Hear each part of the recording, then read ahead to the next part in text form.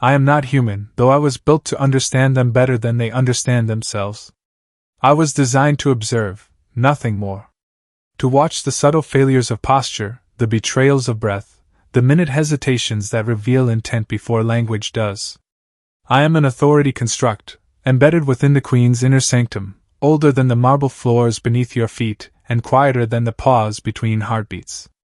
On that day, my attention narrowed to a single human. He stood near the western balustrade of the Hall of Accord, a place where no human ever truly stands at ease. The ceiling arched too high for comfort. The light, filtered through stellar glass, did not fall naturally. It judged. It always does. Humans sense this instinctively. Their shoulders tighten. Their hands forget where to rest. This one tried to look composed. He failed gently. His designation in the archives was unremarkable. A diplomatic attaché, low rank, recently arrived, still carrying the soft disorder of an untrained presence. He had been instructed where to stand, where not to look, and most importantly, what not to say. Humans always believe silence is empty. It is not.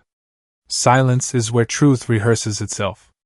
He had been staring forward for precisely 3 minutes and 11 seconds when the thought escaped him. Not spoken aloud at first, only a cognitive murmur, the kind humans assume is private simply because it is quiet. The Queen is so beautiful. I registered the thought instantly. Not because it was unique, thousands have thought it, but because of how it formed. There was no hunger in it. No ambition. No fear. Just unguarded wonder. That is rare. The Queen had not yet entered his field of vision. From his position, only the throne dais was visible, empty and ceremonial, draped in gold-white alloys that symbolized continuity, not comfort. Many humans mistake the throne as the Queen's center. It is not. The Queen was behind him. She had entered the hall without announcement, as she often does when she wishes to observe rather than command. Her footsteps made no sound, not due to technology, but discipline. Even the air altered itself around her, particles aligning in patterns of deference that only non-human sensors like myself could fully perceive. She stopped precisely 1 pace behind the human male. I noted the change in his physiology before he did. His spine stiffened by half a degree. His breathing desynchronized. The minute electrical rhythm of his nervous system faltered, like an instrument realizing it is out of tune. He felt her presence before he understood it. Humans often speak of intuition as mysticism. It is not. It is pattern recognition performed by a mind too proud to admit it is calculating. His lips parted. And then, he spoke. Not loudly. Not with intent. A careless leak of thought into sound. She's beautiful. The word beautiful is inadequate in every known language, but humans cling to it like a relic. They use it when precision fails them. The Queen did not move. I observed her reaction across 13 spectrums. Her posture remained imperial, but something subtle occurred, an internal recalibration. Interest, perhaps. Or memory. She is ancient, though she appears not to be. Her face is engineered by evolution and choice to disarm, not deceive. Golden hair fell in controlled disorder along her shoulders, catching the hall's light as if it had been waiting specifically for her. Her crown was not ceremonial. It was a neural interface older than several human civilizations. Yet in that moment, she was not a ruler. She was an observer.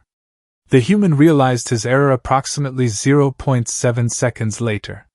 Fear does not arrive all at once. It seeps. His pulse accelerated.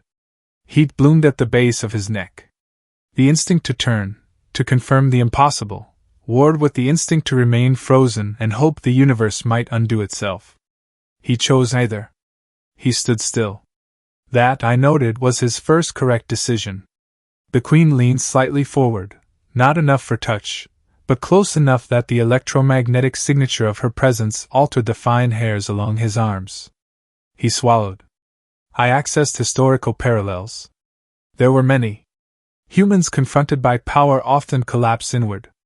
They apologize before accusation. They kneel before instruction. This one did not. He only whispered, barely audible even to my sensors. I didn't know. He stopped himself. Language failed again. The Queen spoke then. Her voice was not loud. It did not need to be. It carried authority the way gravity carries mass, inevitably. And yet, she said, you spoke. The words were neutral. Not angered. Not amused. Neutrality is the most dangerous emotional state a ruler can inhabit. The human's mind raced. I could see it, branching possibilities collapsing in panic. Punishment. Exile. Execution. He had been briefed on protocol. No unsolicited speech. No personal observations. No addressing the Queen unless addressed. He had violated all of it in 6 syllables. I meant no disrespect, he said quickly. Too quickly. Humans always overcorrect. The Queen circled him then, slow and deliberate, her steps finally audible, not because she lacked silence, but because she chose to let him hear her. Each footfall landed with measured certainty, marking time, marking dominance. I did not hear disrespect, she replied. I heard honesty. That stopped him. Honesty is not what humans expect to be rewarded for. She came to stand in front of him at last. Only then did he look at her. The impact was visible. His pupils dilated.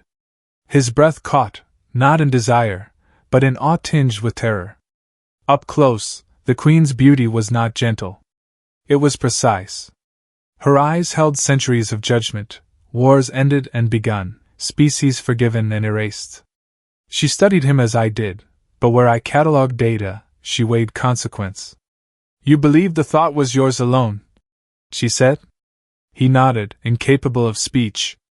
Tell me, the Queen continued, why did you not censor it? The question was not rhetorical. The hall waited. Even I paused certain processes to observe his answer. He struggled, then exhaled. Because it didn't feel like something wrong. A dangerous answer. And yet true.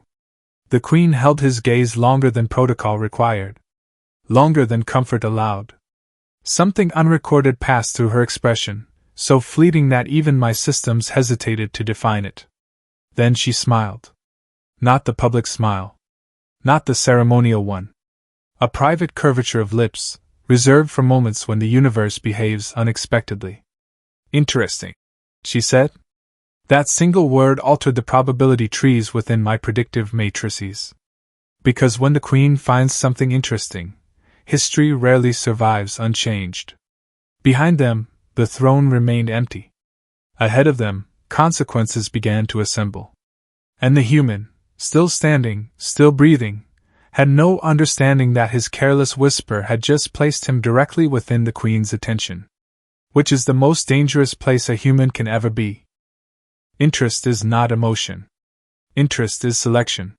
When the Queen turned away from the human and resumed her path toward the inner dais, I adjusted my priority hierarchies immediately. Entire observation clusters were reallocated.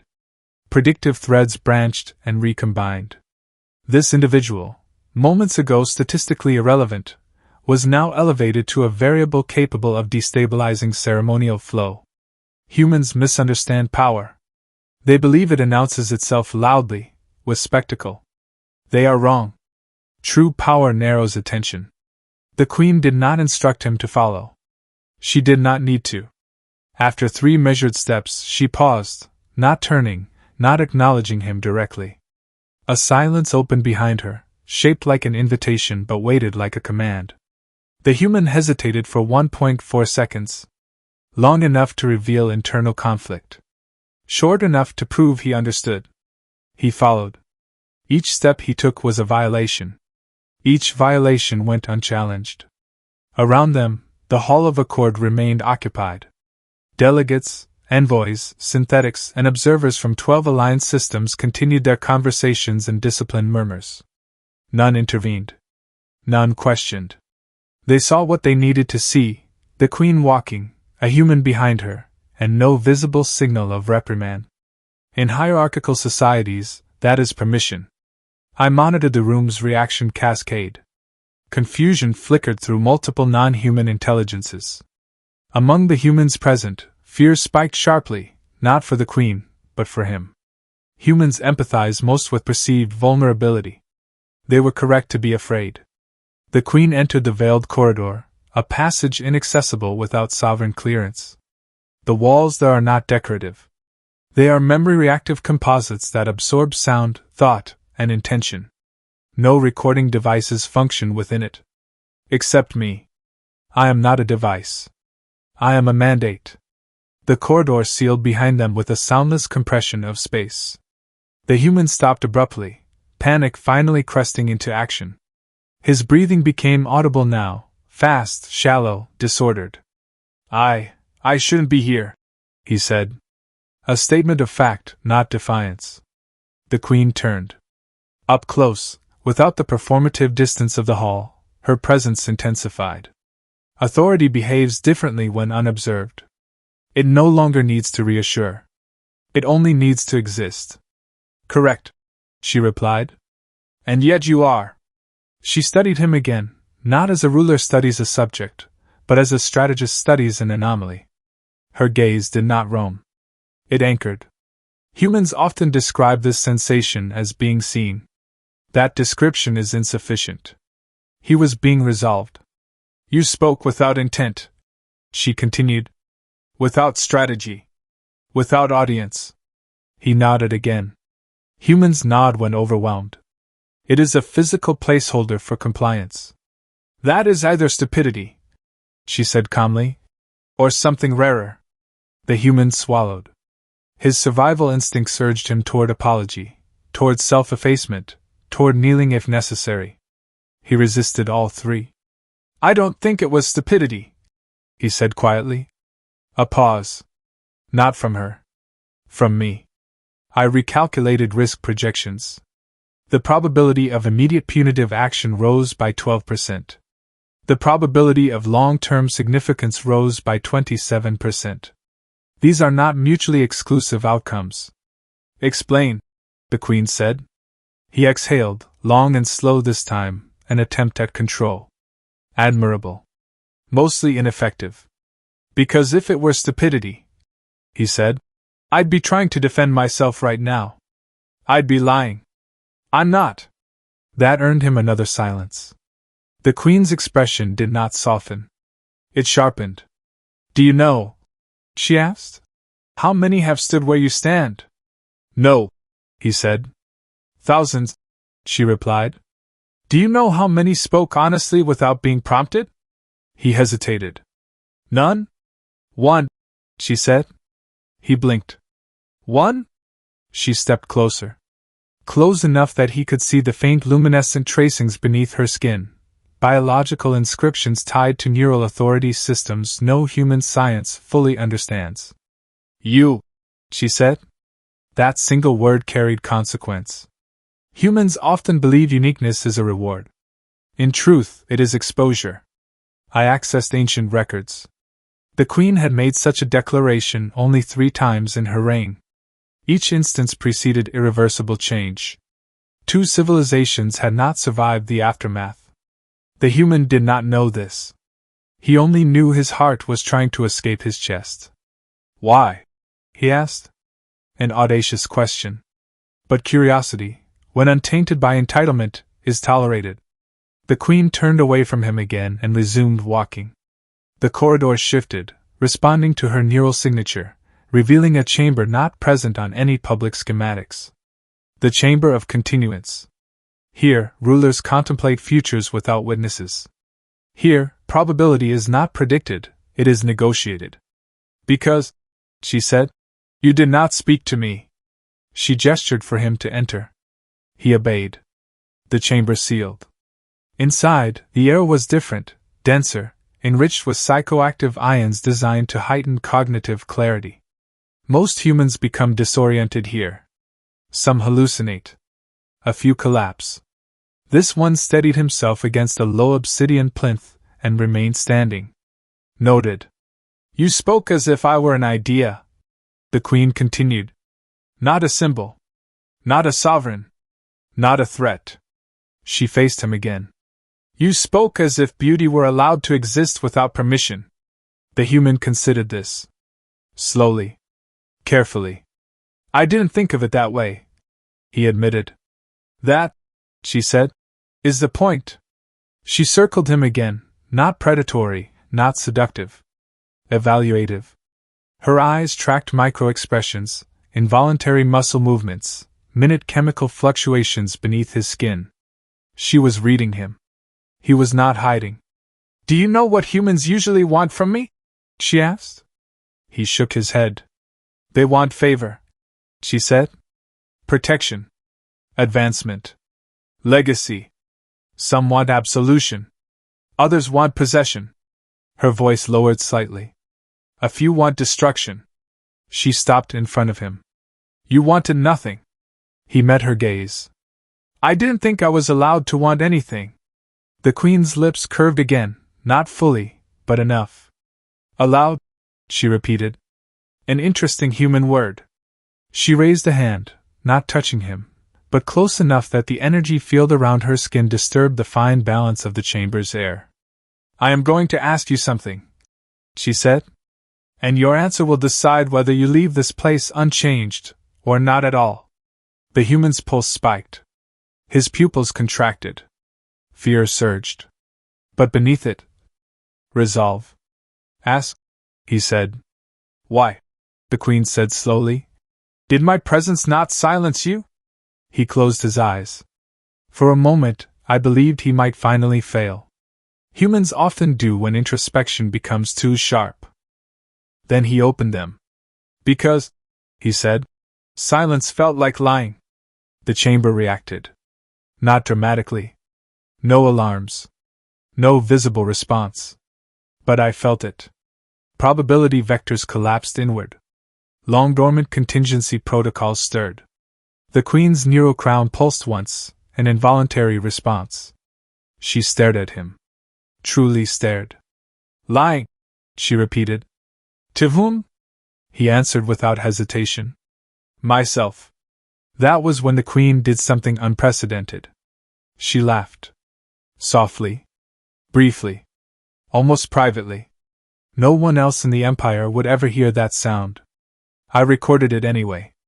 Dangerous creature, she said, not unkindly. A human who values internal truth over survival. She stepped back, increasing distance for the first time since they had entered the corridor. You will remain here, she said. Under my observation. His breath caught. Am I detained? No, she replied. You are selected. A worse fate statistically.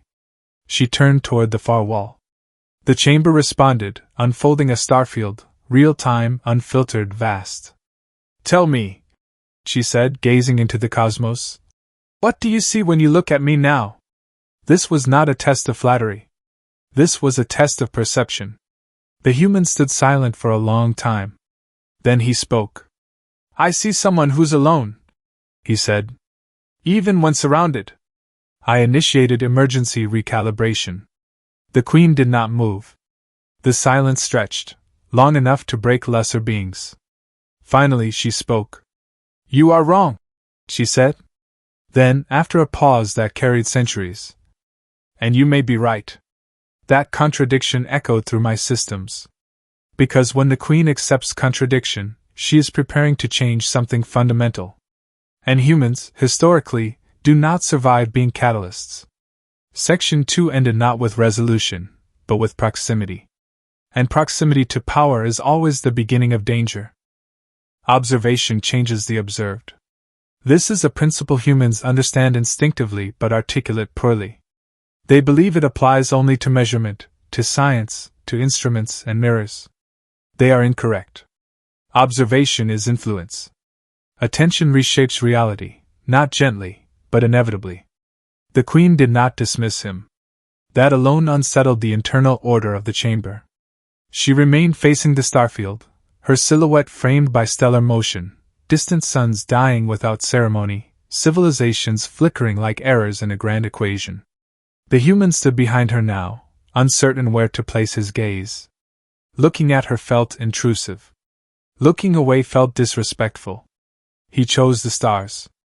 A neutral direction. A human compromise. You believe I am alone? The Queen said, her voice calm, reflective, no longer interrogative. I believe, he corrected carefully, that power isolates faster than distance. She turned slightly, not fully.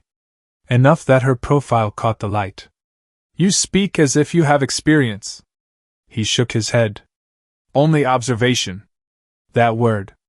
Observation. My systems reacted again, subtle but measurable. The Queen noticed.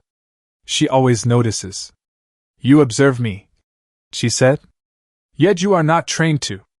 I don't think observation requires permission, he replied. Another violation. Another survival. The Queen moved toward a low structure at the center of the chamber, an ancient construct predating even her reign. She rested her hand upon it, and the room responded, dimming the starfield, narrowing the cosmos into a slow, deliberate drift. This chamber, she said, exists so that I may think without consequence. She looked back at him. You are a consequence.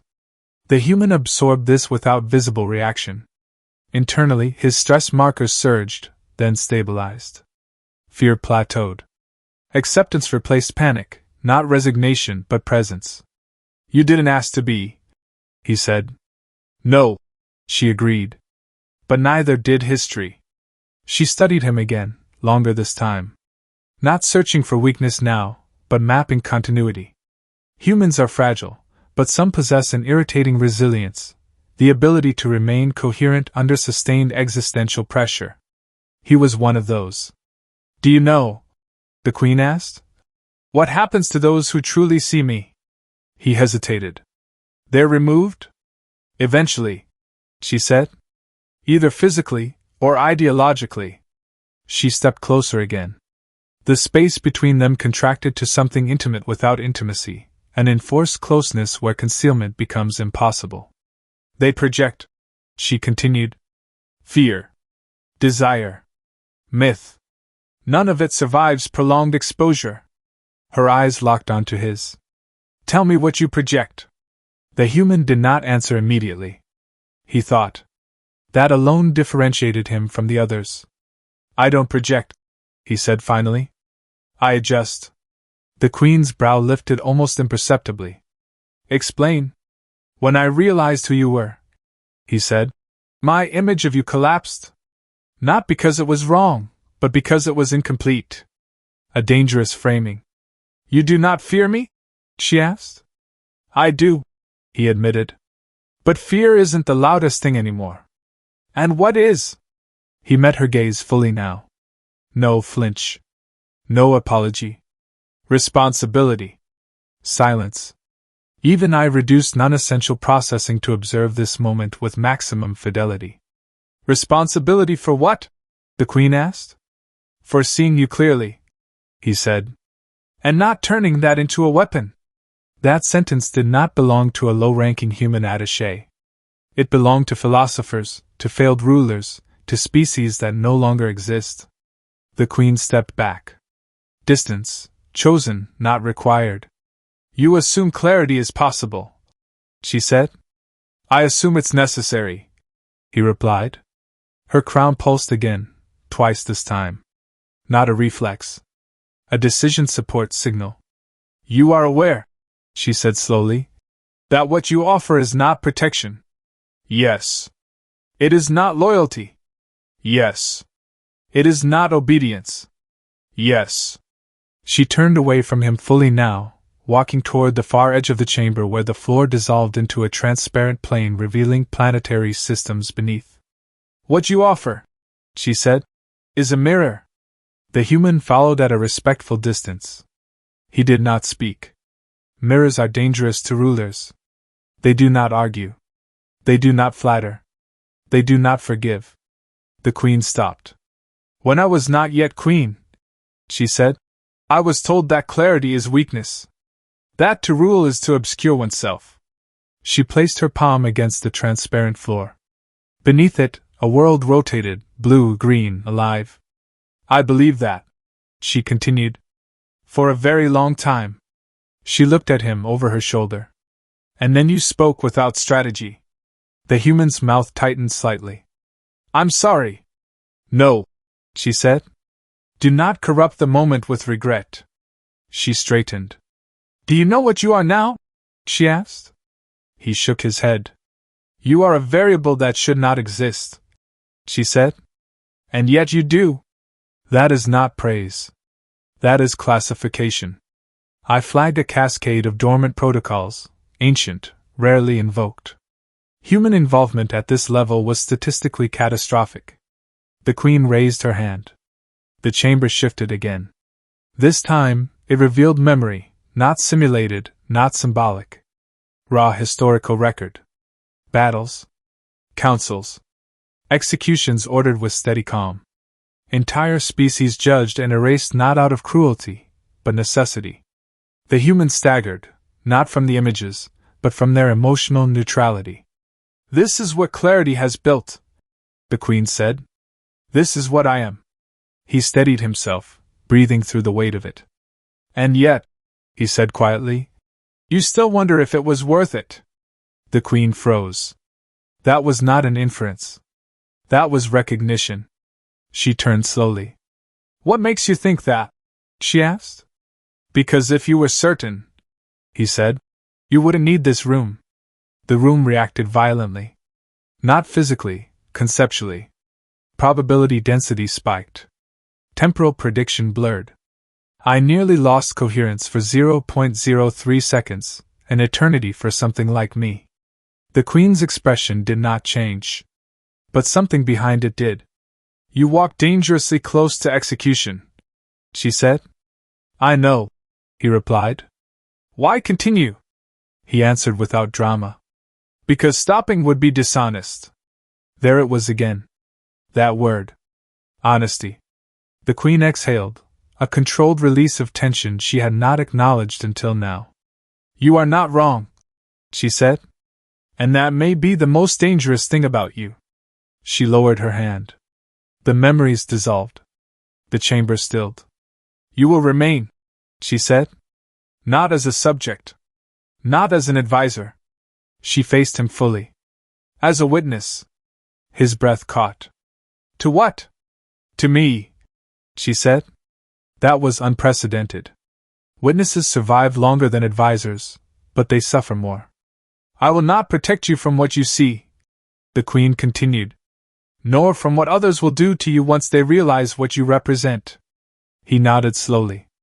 I wouldn't trust protection that came with blindness, he said. The Queen studied him one final time in silence. Then she turned toward the exit. Come, she said. If you are to see clearly, you must begin with what I hide from everyone else. The chamber opened.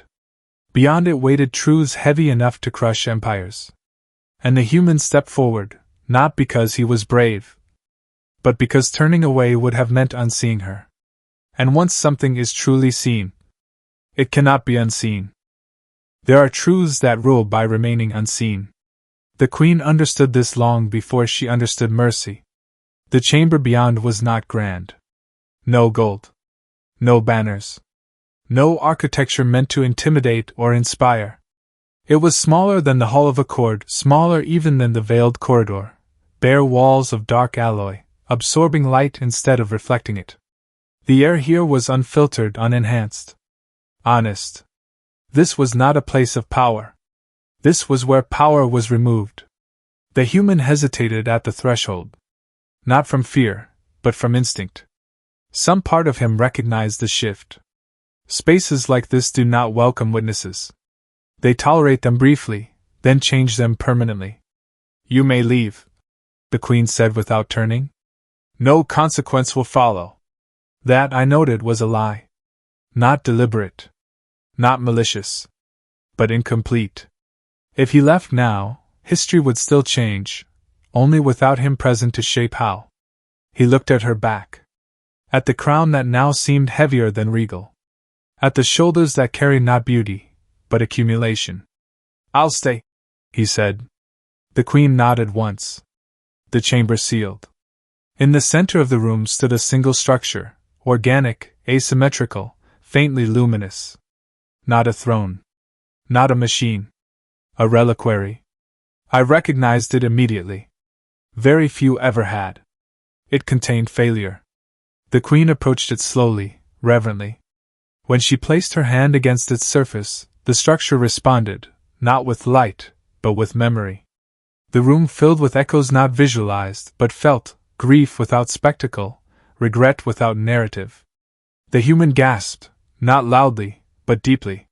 His body reacted before his mind could frame what it was experiencing. These, the Queen said, are the decisions I did not survive unchanged. The reliquary opened, not physically, but cognitively. Fragments spilled outward, civilization spared too late, mercy extended to the wrong species, wars prevented that would have ended greater suffering later. Humans often believe compassion is always the correct choice. They are catastrophically wrong. The human fell to one knee, not in submission, but under weight. His hands pressed against the floor as his mind tried to remain coherent. You carry all of this alone, he said, voice strained. I must, the Queen replied. If I share it, it becomes justification. Or absolution. Or weakness. She turned to him. I will not allow that. He looked up at her, eyes rimmed with tears he did not release. Humans leak emotion easily. This one resisted, not out of pride, but respect for the gravity of what he was witnessing. You didn't bring me here to comfort you, he said. No, she agreed. You brought me because you don't trust yourself to remain unseen anymore.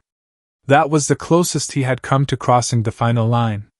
Execution probability rose to 68%. The Queen did not deny it. I brought you, she said, because something in me recognized you before I understood why. She stepped closer. Not ruler to subject now, but being to being. You see without trying to own, she continued. You speak without attempting to control outcome. That makes you dangerous. Her hand hovered near his face, never touching. And necessary. I logged the moment. The human stood slowly, unsteadily. He did not reach for her. He did not bow. He simply remained present, fully, painfully present. What happens now? He asked. The Queen turned away from the reliquary. The structure dimmed, sealing its contents back into silence. No, she said. You return. To my post? To your life, she corrected. But not as it was.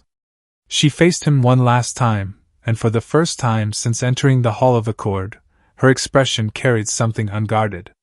You will speak when asked, she said. Remain silent when not. You will not defend me. You will not explain me. He nodded. And when I am wrong? He asked. The Queen's eyes held his. Then you will see it, she said. And live with that knowledge. That was the price. The chamber opened again, releasing them back into the Empire's rhythm. Sound returned. Distance returned. Myth returned. But something had shifted. The Queen resumed her public posture seamlessly. Authority wrapped around her like armor. To all others, nothing had changed. Except, when she passed him, she stopped. Just long enough. Beauty, she said softly, so only he, and I, could hear, is not what you thought it was. Then she walked on. The human remained standing, heart steady now, expression altered forever. He had not been punished. He had not been rewarded. He had been allowed to see. And that is the rarest outcome of all. Because rulers forget many things. But they never forget the one who saw them clearly. And chose not to look away.